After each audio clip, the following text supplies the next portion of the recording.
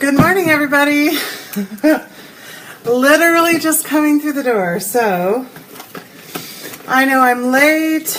I'm going to give you guys a minute to come in, change my glasses. What a morning. Oh my goodness, right? What a morning it has been. If you are anywhere in the Portland metropolitan area, you have experienced the intense, crazy weather that we have going on here. So my husband, morning Laura, he's blind and he takes public transit to work. And, he provides me with the lifestyle so that I can do things like this. So my first priority is making sure he can get to work.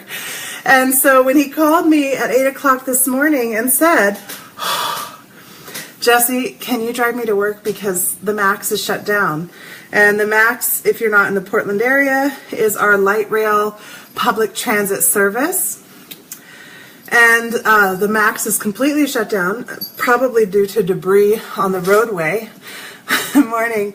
And so, yeah, we ended up, it took me 2 full hours, 2 hours and 10 minutes to drive all the way out to Hillsborough and back. And it was also this lesson in patience and tolerance. Good morning, everybody.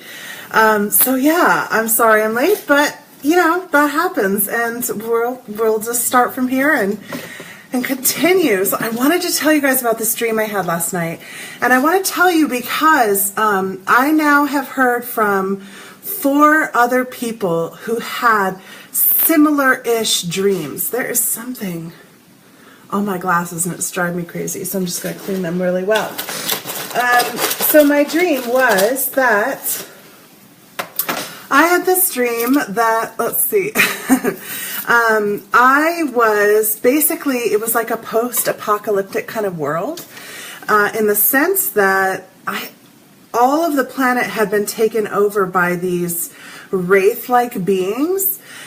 They kind of looked human, and they almost looked like a cross between like a bat and a human and a dead person, if that makes any sense. I call them wraiths because that's kind of what we as people in the dreamscape started to refer to them as. And they would infect us with their blood. So they would cut us and then drip their blood into the cut in some way, and that would cause us to turn into wraiths. And when we would start looking like them. We'd look a little bit different, but pretty much we'd look the same. And the longer we spent in that state, the more we would look like them. And so it was, there were some of us humans who had figured out how to stay hidden, right? And we had stayed hidden for long enough that we started to evolve. And we had evolved these tusks. We started looking an awful lot like Ganeshas. And then as we looked like these Ganeshas, one of us got into a fight with a wraith.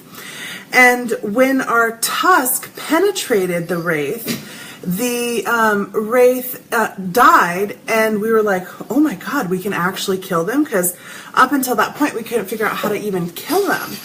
And so we were all like, oh my gosh, we can do it. Now we have this possibility of how.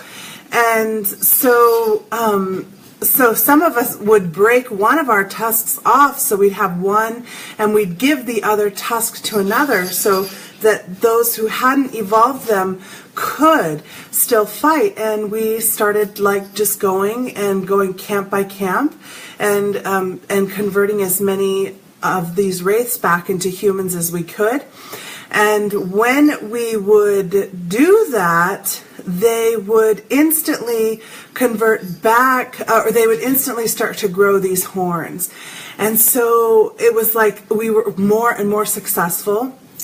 And we got to the point where we were at this final encampment, And we reconverted all of these beings back, and we found these three, a woman and two men. And one of the men was like not really a man. It was almost like he was sexless, if that makes any sense. And very androgynous, but just slightly skewed to the masculine. And so when we stabbed these three, it didn't matter how much we stabbed them, they stayed wraiths.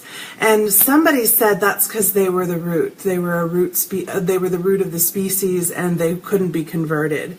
And we realized they actually had more extreme of features. And so then there was like this whole council meeting, not just with us, but with also other galactics who came in and were amazed that we'd accomplished what we'd accomplished, that so many had just fallen victim to the wraiths and whole worlds had just been taken over, and now they actually had a means with which to fight, and we became the species that was going to be doing that fighting. But we were also trying to decide what would we do with the roots, with those root beings, because they couldn't just be killed, like they couldn't be killed actually, and they were beings still in the service of the creation. So it was a really fascinating dream. And then my husband woke me up from it in this frantic, chaotic way, because he's like that only. And the garage door wouldn't close. He was downstairs working out. My son's skateboards had fallen in front. He's blind. He's like, I don't know what's going on. I can't see. It's not closing. So anyway, then my son comes down in the morning and he says, Mom, I had this crazy dream. And I was like, really? What was it? And he said, I dreamed that zombie Nazis took over the world. And I was like, this is very interesting. And it kind of reminded me a little bit of a Doctor Who episode where the Nazis were being led and supported and guided by these beings that kind of looked a little bit like the wraith creatures that I saw in my dream. And so then another person who's on here, she talked about how she's had a dream of this epic space battle. And I'm trying to remember what the other one is. It's not coming to me. I was just talking to her on the phone and she told me about it, but it's just not coming to me right this second. So it must not be to share. But it's in the air. So all that said, where is I'm totally disorganized because I have been in the car since 8 o'clock this morning. I think I have, let's see, Yvonne and Shauna for card pulls. And I would love to hear from you guys if any of you guys have dreams that were going on. And if you guys would like a card pull, because today is Q&A Friday. We'll go till 11:10, maybe 11:11. Let's see. Was something else? Oh yeah. So, and if you have any questions about anything or things are coming up for you, if you want to talk about anything that we discussed over the week, the ego stuff, how that panned out for you. Let's see, Yvonne, what cards want to talk to you? Okay, Andrea. Oh. Surprise, surprise, Ganesh wants to talk. And the rabbit is going crazy too. She's interesting right now. She's my little energy worker bunny.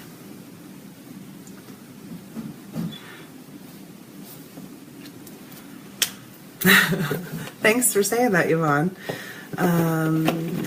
She's also experiencing time lag, if anybody else is. The reason I bring these things up is because the more we can see that we're not alone in this, that we're not the only ones going through these experiences, that we as a collective are processing, dealing with, dreaming, then we actually can see how connected we are, how it's a feed, how perhaps, all right, Michelle, yeah, you had some other dreams in the same kind of realm. It was your sister who also had dreams in the same kind of realm. So we can see that. We can see the similarities and feel more unified. The more we feel unified with each other, the stronger the unity field becomes, the more others can feel safe to enter into it. Andrea says, I had many dreams throughout my life about being in a post. Yes, me too. This one is a different kind for sure, a different flavor, but I agree. I've also. Sure, Laura, I'll pull a card for you as well. All right, let's see. Yvonne, Ganesh wants to talk with you. I think we've pulled this one once before a bit back, but it was quite a while ago. And it's, let's see, 46, Splendor. And, you know, one of the things that we don't do enough of in this world is celebrate the splendor and the joy. Seeking honor, the beauty and the splendor that is within and around you. Ganesh is surrounded by beauty. And this card, it's calling to you to get your attention. Awaken what you are surrounding yourself with at this moment. See more deeply and be aware of the impact of your surroundings on what you create in your life. And I noticed, Yvonne, you remember you had said something about having some strife and struggle in the alternative media community, having some people behaving in ways that are pretty inappropriate for anyone to behave in. So check on that. It says if your critical voice has been overactive lately, or you find that you've been dwelling on negative behaviors, take a moment to realign yourself. You arrived in this world as a unique and magnificent individual, and the core of your being is whole, beautiful, and filled with love. The essence of this higher self wants nothing more or less than for you to be who you were created to be. So we often find as we start to awaken, when we try to like translate into the world, and I love it, one of my friends had asked me, you know, how do you translate? And I said, I don't, I show up as I am. But when we do that, when we show up as we are and we stand in our own splendor, we're going to be challenging others who do not give themselves permission. No, you're not, Shauna, you're next to pull. Who do not give themselves permission to stand in their own splendor. So those people who want to dampen or to diminish others in any way, when they're doing that behavior, they're doing it. No, I was late, Jesse. I only started like 12 minutes ago. So you guys just missed me telling about my dream that I already told you about anyway. It's time to stand in your splendor, but recognize that you're going to be causing others to feel that lack because they are not giving themselves permission to stand in their own splendor.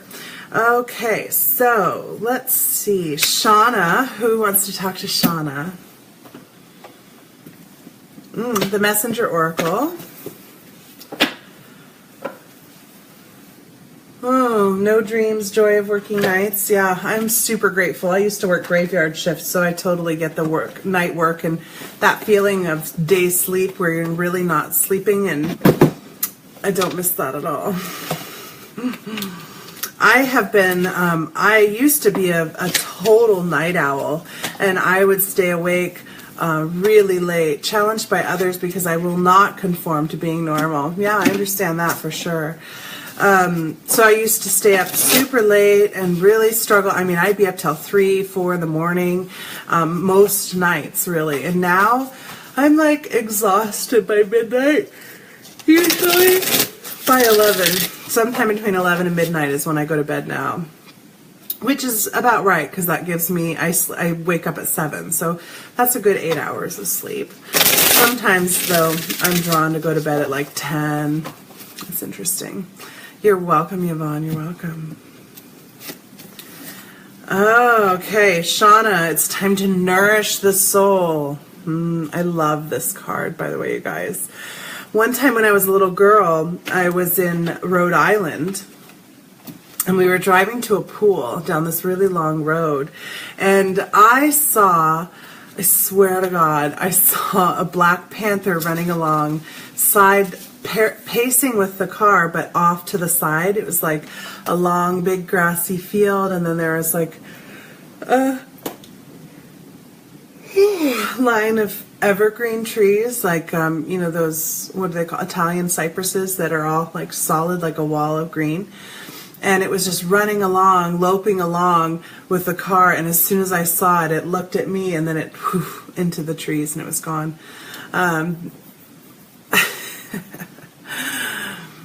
Oh yeah, Jesse, if you fall asleep, you just do it, because you're another night worker and you need your sleep.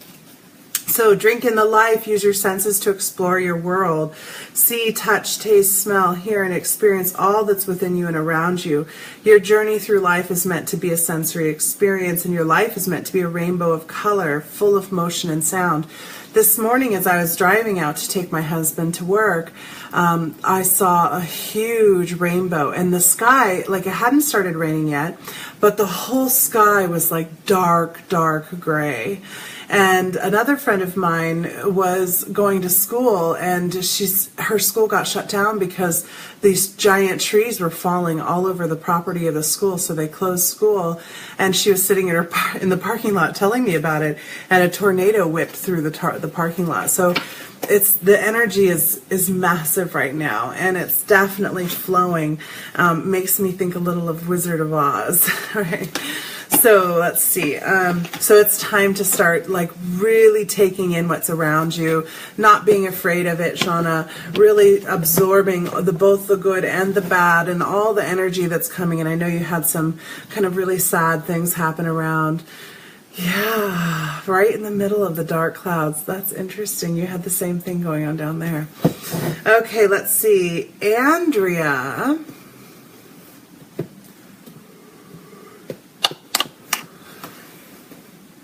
The Galactic Heritage want to talk to you, Andrea. And here I thought we were kind of done with them for at least a little while.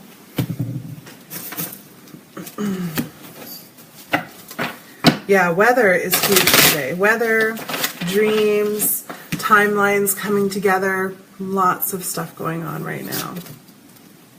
Oh, you're going to giggle about this one. So this one is card number 29. It's called Hive Mind, and it's the insectoid parallel. And what they mean by that is it's not something that's happening with us, but a parallel expression. Hive mind, insectoid parallel. There are many extraterrestrial insectoid species that have contacted Earth for thousands of years. I know that some of you and I have talked about the mantis beings. I've definitely been being contacted by the mantis beings for quite a while. I haven't physically seen one, but I felt them touching me, and I've heard their clicks and their sounds. They're kind of like a whistling sound that's clicky. It's hard to explain. Most humans shun the idea of a loss of individuality, but it can also be a freeing experience whereby the ego no longer dominates one's reality. What this also makes me think about is when you look, you're welcome, Shauna, when you look at like cultures like Southeast Asian cultures like Japan or China, I wouldn't say they're a total hive collective. They still have individuation. That's why one of the reasons so many of the young people resist so strongly and become so extreme in their individuations. However, they do have that hive concept. They're much more committed to the society, their place in the society, the collective whole as a nation. And they accomplish some pretty amazing things. They also get sacked, but you know, it's part of that kind of the lessons. Another thing that makes me think of is just in pop culture is the concept was explored in the whole that vampire series. It's not coming to me right now, with the boy and the girl falling in love. It's not coming to me. I can see the cover. The Twilight series, how they had the wolves, and all of the wolves they would share a collective mind when they were in that wolf shape. They would all feel and think and know what the other ones were thinking and feeling and share that collectively. So this is definitely coming into our culture, coming into the collective mind. Twilight. Thank you, Parrish. Hey, Parrish. Let's see. Insectoid beings reflect this truth. You have connected with these beings in the past, and their energy is now asking you to remember the oneness that lies underneath the illusion of separation. This is a very archetypal card that has less to do with specific ET species and more to do with our relationship to the universe. One of the greatest human fears is losing individuality, yet in order to evolve and survive as a species, we need to embrace group consciousness in a constructive and harmonious way. And I think for sure, Andrea, that's something that you do. You're very much in the flow of that unity consciousness and to kind of serve as a representative for the people in your life about it. So I think they're saying you can also kind of call on that energy of these guys to help support this. This card asks us to look at how we can relinquish this habitual need to cling to individuality in favor of embracing a more collective universal outlook. We can start at the community level and move outward to a planetary one. So yeah, start at the inner family collective into the community collective and continue to moving out from there. The mantids do a lot of telepathy. Yeah, for sure. That's for sure how they communicate, because their vocal apparatus doesn't work the same. Though I have heard that some can learn to speak English with quite an interesting accent. So let's see. We've done Shauna, Andrea. So we've got lots of time for more card pulls if anybody else would like to request one. The next one is Michelle. I'm going to take a sip of my coffee. I so don't like spending my morning in the car, you guys. I so don't like spending my morning in the car. But talk about spending it in a collective, which is what just popped into my mind. Oh, the lessons. Oh, we resist them so strongly. Even I do. Okay, Michelle, let's see.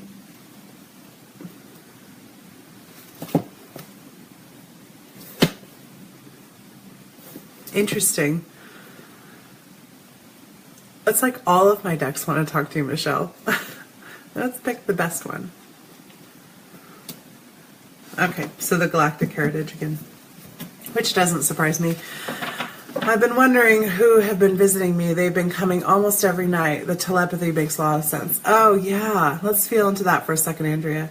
Yeah, for sure. That's definitely one of the beings that are coming. The mantids are usually involved in federation, in the federation. So like they participate in communities that come and bring other species and races together. They're very much a part of that, which would make sense, being part of it's so connected to the unity and the hive consciousness. Michelle, you got the number 1 card, which is Beyond Wisdom. And it's a Founder's card, and it's called a Parallel. Sure, Karen, I'll put you down after. There's Michelle, and then Laura, and then you. Let's see. So the Founders represent abiding awareness, the one consciousness that spans time and space. This consciousness is aware of its simultaneous existence as both the whole and its separate parts. It creates an illusion of fragmentation so that we could have individual lifetimes, but its wholeness still abides and is ultimately the consciousness that sees through the eyes of every living soul. And I think that you definitely are one that does this. I noticed that, hi Elizabeth, I noticed that about you is that you almost effortlessly see through the animals and the plants around you. I think sometimes you resist the humans, but that's because it's hard to accept some of what you see out of the eyes of the individuations of humans as well, and I totally get that. That's one of my struggles. Because humans appear to exist in a linear, separate reality, we cannot have a card that truly embodies the energy of complete wholeness and have the human mind be able to perceive this truth.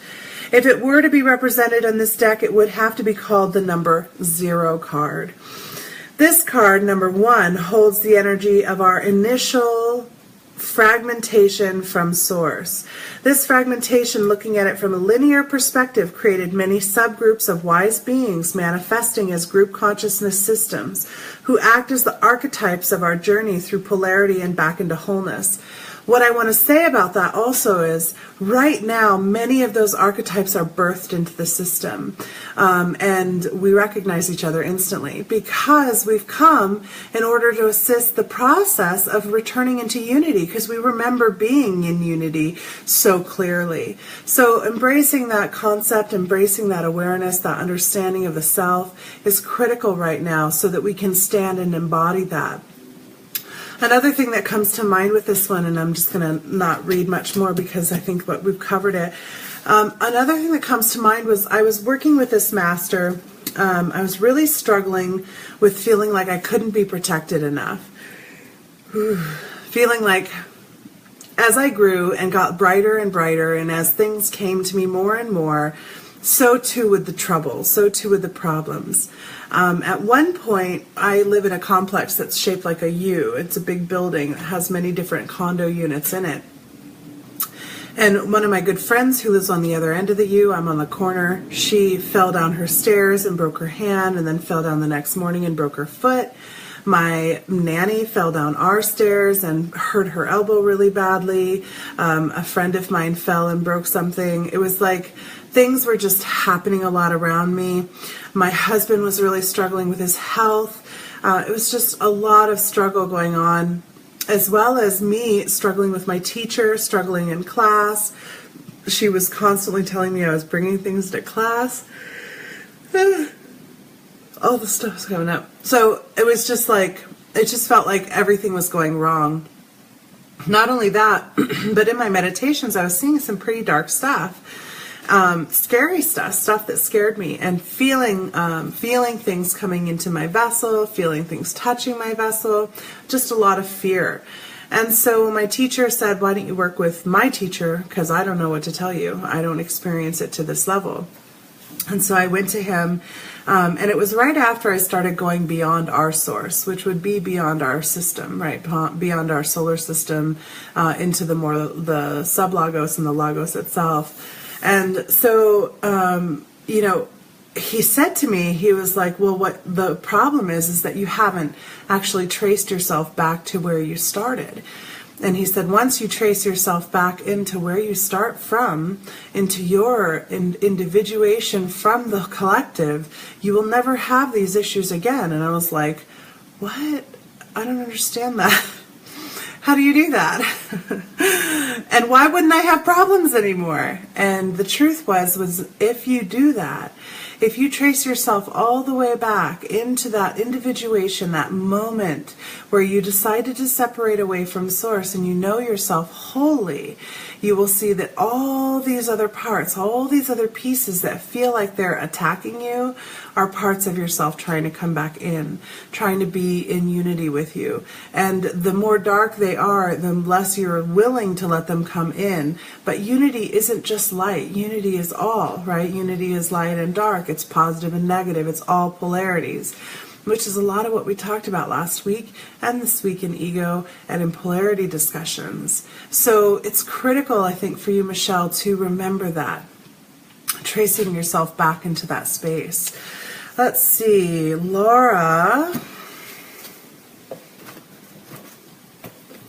Seriously, the Voyager deck, it needs to go away. I gotta say, I'm not a fan of that deck.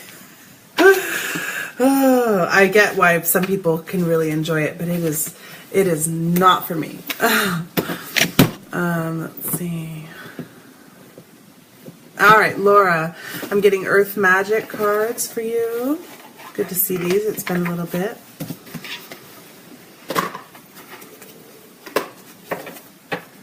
My husband bought me coffee since I drove him all the way out there. When we checked on the Google Maps to see how long it would be to come back, oh my God, this is hilarious.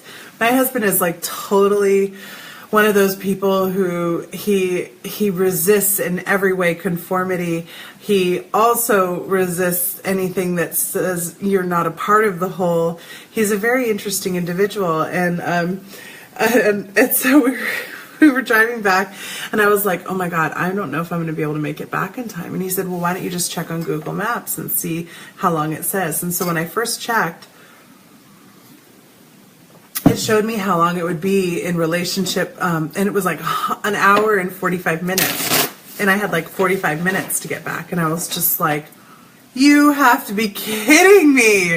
That's the fastest I can get back. Like, that's the fastest route, because I could have taken side roads, and side roads should have at least taken just like an hour and 10 minutes, because it's about 26 miles away, or 16 miles away, excuse me. It was about 32 miles all told today to get out there. And then I realized that it was on the public transit. It wasn't for driving. So I was like, oh, thank God. But Brittany was like, you got to trust Google Maps, Jesse. Just trust him. AI knows. AI knows. And I was like, oh, that. I just started laughing. And he's like, why are you laughing? What's funny about that? I'm like, I never in my life would have thought you would say to trust Google, because he won't even search on Google. He uses DuckDuckGo. All right, so Laura, you got the lotus unfolding. This is really about allowance and unfolding, and recognizing that muck that you've grown in, that bottom filth, right? Like that feeling of, oh my God, I've had so much strife, so much trouble. The muck at the bottom of the pool. Amazing flower, and the lotus flower only blossoms once every like 7 years, if I remember correctly. So that too is part of it. It's the time she's come to the surface, that flower bud, and allowing it to unfold. So you're having a lot of synchronicities, which you've already told me about, that are aligning, that are moving and shifting you, and asking you to make huge changes in your life. So allow the unfolding to occur. One thing I will say, though, and I know that you feel very differently about me in this, so please take it with a grain of salt and use your own guidance as a cue. What I'm sensing is the lotus doesn't try to move away from the swamp. She tries to bring the beauty into the swamp. So just remember that little piece, too. The lotus isn't about moving away. It is the space that it's in that's allowed it to transition into this beautiful flower. So just throw that out there. And Karen requested a card pull. We still have lots of time left, so questions or card pull requests can come up. We could also do a meditation if people feel like they would like one. Remember, the Friday days, they are all about you guys. You guys let me know what you need, where you're at, what would support you. So you guys have to tell me. Let's see, Karen. The goddesses want to talk to you, Karen. We haven't heard from them for a while either. I guess it feels like we haven't heard from any of them for a while since we've been just reading from the Galactics. But it's nice, isn't it? Nice to get a break and then to come back in. Hear some old familiar voices. Seriously, that dream just went with me, you guys. Whew, that was an intense dream.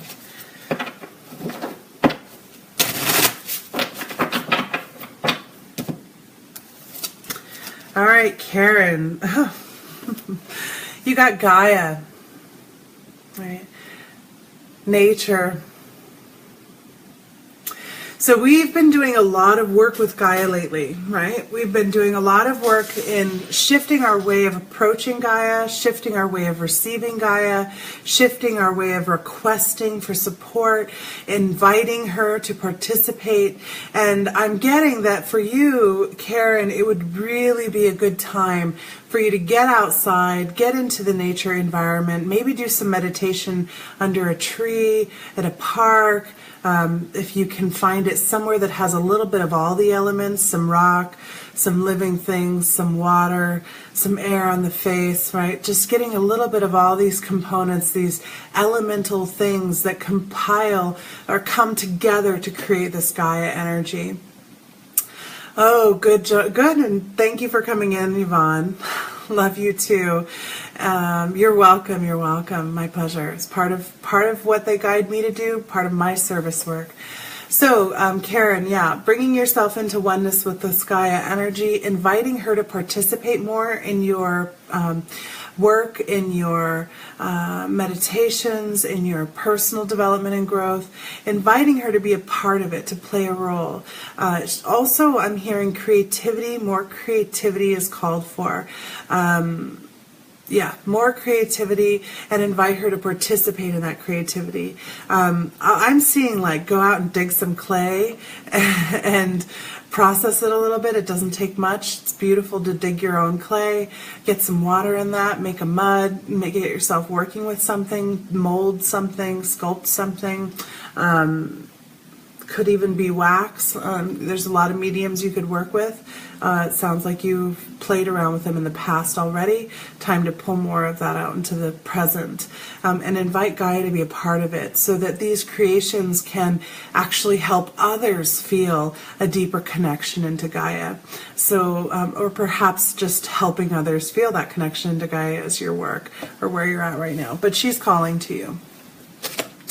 So that's all the card pulls I have. It's 45 after. We still have like 25 minutes.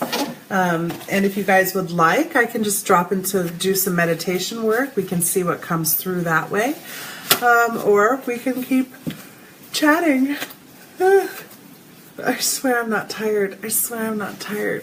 I did not get woken up at 6 a.m. with a frantic husband and a garage door and have to go down 3 flights of stairs.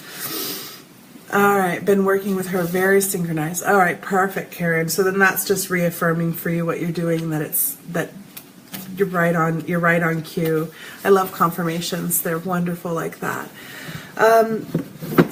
How about, let me feel for a second. Let me feel what would be best for right now, for this last time we have together for this week.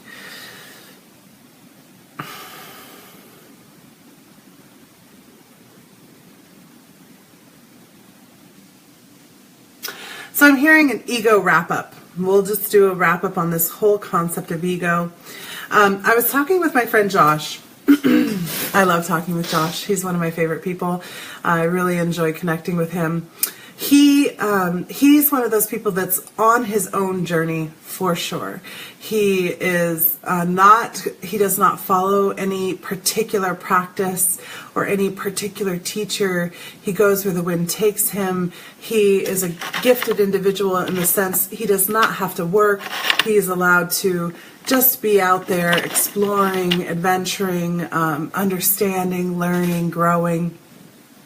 He holds that vibration of total abundance, and hopefully anyone who encounters him, I know I do, I learn to feel far more confident and comfortable in my own abundance and less guilty for it, especially after meeting him and seeing the guilt that he felt in the beginning over his abundance.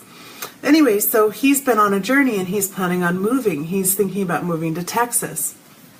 And so he was down in Texas for the last month, and he did something that's called journey work. All right, so Karen says, yes, this week meeting you, my reading and joining the Morning Oasis has been a great connection to confirm where and what I'm on journeying through. That's awesome, Karen. Thank you for the confirmation. So he was doing journey work. There's a group that's been organized by a South American guy. I believe he's Peruvian, I can't remember exactly. His name's Armand, and he founded the LEI Institute, and he teaches essentially unity consciousness work, and he teaches it from a different perspective in that he comes from that South American, Peruvian medicine man mindset and education and background, but then he also has the Western psychology and medicine background. So he has a formal education and an informal education, and he's created his own kind of whole institute of learning around that. They also use various substances in order to invoke different vibrations and feelings in self. Now, personally, I don't have any pull to use those substances. I've never used any hallucinogens. I've never used any of the the classic spiritual drugs other than marijuana.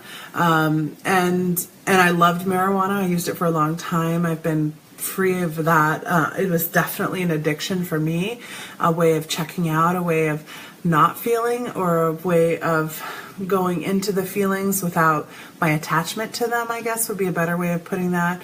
And I used it from the time I was 14 until just the beginning of this year. So it's been about 4 months that I've been not using it, and it's been an amazing experience for me. When I feel like I want to, I can just tune into the vibration of it. And the reason I'm telling you guys this is because he did ayahuasca over the weekend, the night before he came. And he was telling me about his journey on the ayahuasca, and he, as he was talking about it, what he was telling me was, and this is really funny because those of you who've been in with us all week long will recognize this. He said he was shown the polarity of things through the yin and the yang, and that he was feeling this, this expansion energy, and then it came into this contraction energy. And he's like, what is this? What is this going on? It started with this feeling, and then he was seeing the yin and the yang, and this bursting, and then this coming, and then this bursting, and then this coming together, and the eruption within, and feeling those energies and seeing those colors and seeing them coming together, and then beginning to see all these different aspects of his life where they were expanding and then contracting, different beliefs that he was holding, different ideas that he was holding. And he's explaining this to me, and I'm kind of like, I'm at first I was kind of giggling. I was like, oh my God, it sounds like you listened to the morning Oasis yesterday. And he goes, no, I didn't, because he never listens to my work at all.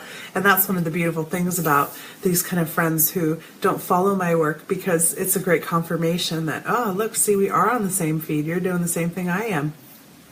So, and it was the day after the yin yang meditation that we did. So we were talking about it, and all of a sudden I felt this sense, this strong, strong sense of this female energy that was ancient, this ancient female energy coming and sitting with me, sitting in me, with me. And I started to get this feeling like, am I getting high? Like, it was really strange. And I thought, did I tune into marijuana while he was, because I can do that, and I got to know, and using my compass, like, am I just tuning into Josh's high from last night because he had done it the night before? No, not exactly. It was like kind of a soft yes, soft no. And I was like, is this ayahuasca? And then Josh said, that's when Lady Ayahuasca came, and I was like, is that what that is? And I got this strong yes. And I said, oh, so did he call her here? No, you did. And I was like, oh, whoa. And the feeling was, at first, it was kind of really subtle. And we ended up going to this coffee shop. I forget the name of it. I posted a picture of their sign where it says serving deeply rooted communities. And I got a deep roots mocha. Oh my God, it was so delicious. And Josh ordered it with hemp milk. And I was like, I'll just have whatever it is that he's having. So I was having a hemp milk deep roots mocha with dark chocolate. Oh my God, it was so delicious. And while he was ordering them, I went to the bathroom. And I'm sitting in the bathroom, and I'm just feeling really high. And at first, you know how when those iridescent lights, or not iridescent, the fluorescent lights, how when they're about to go out, they do this blinking of energy, of light. That's what I was feeling, was this blinking. And I was like, what's going on? And then the next thing I know, I'm seeing like trails, but I'm not seeing trails behind my hand. I'm also seeing them in front of my hand as I move my hand for the toilet paper, and the toilet paper roll was empty, and I hear in my head, just ask Rosie for it. And I'm like, what? And my mind is really feeling so strange. And I look around to find like toilet paper, but looking around even is disconcerting. And then I see up on the shelf is all of these, and it's like way up high, I had to stand up to get it, were all these rolls of toilet paper that said Rosie's on it. And I was like, okay. So as I'm bringing the toilet paper down, it felt like I was bringing 1,000 toilet papers down. It felt like I had 1,000 arms reaching for this toilet paper. And I'm just like trying to stay focused on unwrapping the toilet paper and putting it on the roll. It was like I had to focus intently on this thing. And it's as though I'm seeing all the times in my life I have ever put toilet paper on the roll. And I can see all these different kinds of rolls of toilet paper as well, different expressions of toilet paper. And then suddenly I'm seeing the trees from which these toilet papers came, right? The tree that the pulp came from, and feeling those trees. And I feel like even though I'm in this almost concrete like bathroom, I feel like I'm surrounded by a forest, and I'm just talking with the forest. And I don't know how long I was in the bathroom, but when I came out, Josh looked at me like, "Are you okay?" Because I was gone for a while. And I sat down, and he was sitting with the light behind him, and it was so bright I couldn't focus. I had to put my sunglasses on because I couldn't keep my eyes open. And I was like, "Josh, I feel like I'm high, and I think I'm high on ayahuasca." And he's like, "What?" And I said, "I don't know how to explain it." And so I just start telling him about this experience and how I feel like I'm in a marriage, this harmony of these different energies coming together. And he was like, "Well, it's made from 2 different vines." And I said, "I feel like I'm also surrounded by the ocean." And he said, "Well, the ayahuasca I took was grown in Hawaii." And I was like, "Oh my God, this feels, I can't even describe it." And so we just I was like, "Can you just keep talking about your experience? Because I'm like, I just need to receive right now." And the whole lesson of that, and this is why it wraps back into ego, was that I had to submit to this feeling of this vibration that came to me to teach me and to show me this true unity of myself, right? Connecting me with all of my other selves at all other points in this timeline. All of these expressions of me coming into this wholeness, all the times I've sat with Josh and had coffee, all the times I've sat and had coffee, all the times I've sat at a window, all the times I've sat and felt separate from and then felt unity with. And as I'm feeling these emotions, he's talking about how he started to feel at one with everyone there. And even though it was supposed to be an individuated expression of or exploration of the self, he just kept feeling this unity with all. And I think that the whole point for me was, if I can submit to the unity, if I can let go and just be in whatever the vibrational energy is, then I get everything I need. Everything comes to me. I don't have to reach for anything anymore.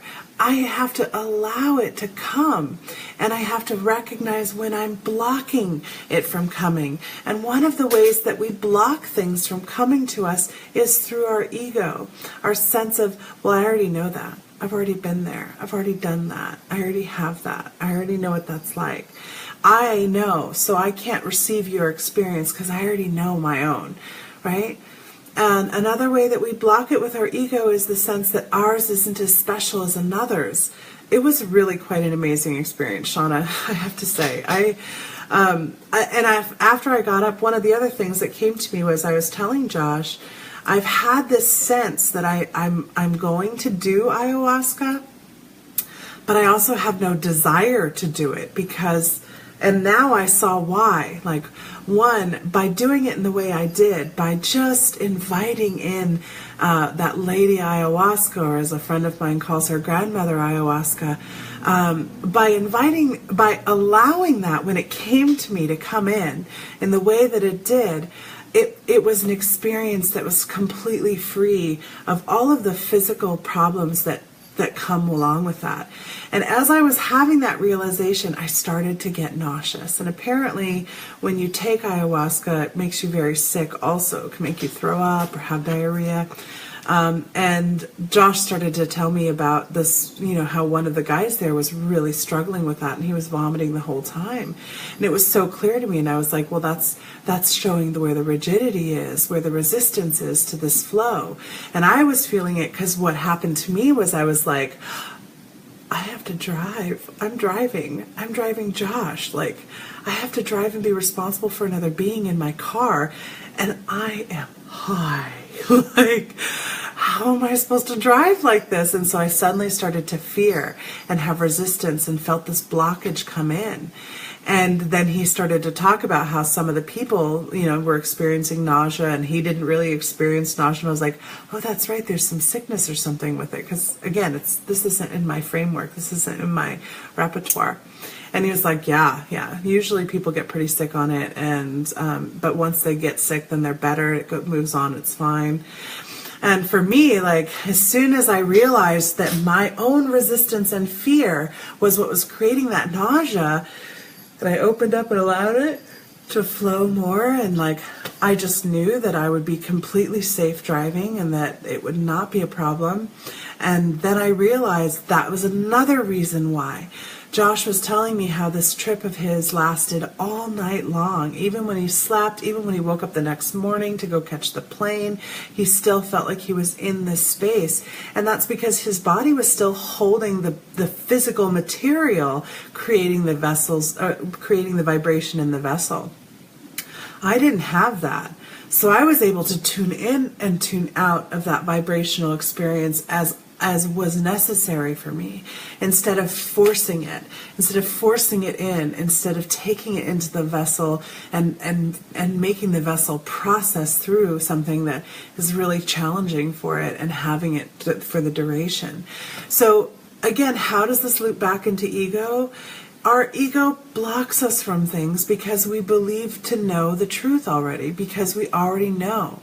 And I personally, one of my big reasons for not wanting to take ayahuasca or any other psychedelics, there are a lot of metaphysical people who believe strongly in using them in a spiritual way. I personally feel like, why?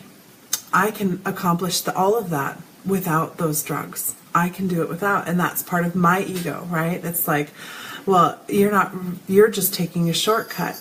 You're just doing this thing to get there, and you're not actually earning it, right? You're not actually doing the work necessary to earn it. And that's my ego blocking their experiences. So because I love and value Josh, I was able to receive his experience more, feel the vibration of that ayahuasca, that Lady Ayahuasca, receive it and take it in.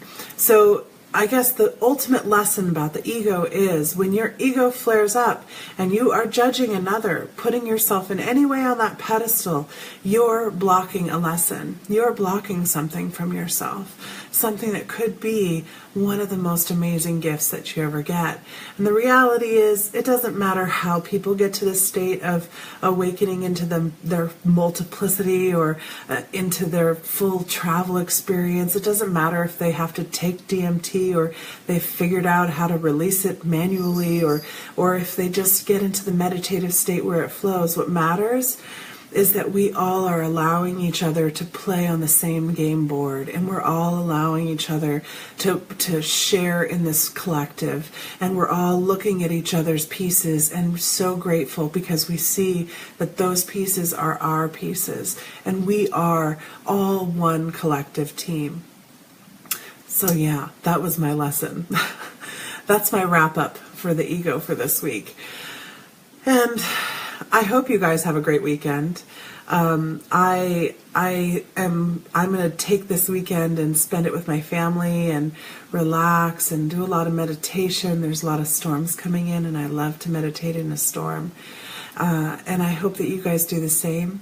I hope that you guys can take some time and find people you feel separate from and find a way to connect in with them and enjoy playing with your ego. Enjoy playing with who you believe yourself to be and see who you can let go of and find out who you may be becoming. I love you guys. It was a powerful week. I'm so grateful for all of you who've come, and I'll see you on Monday. Remember, Monday, I might be a little bit late. My son has his doctor's appointment, and who knows, it could be a repeat of today. Love you guys. I'll see you on Monday. Bye.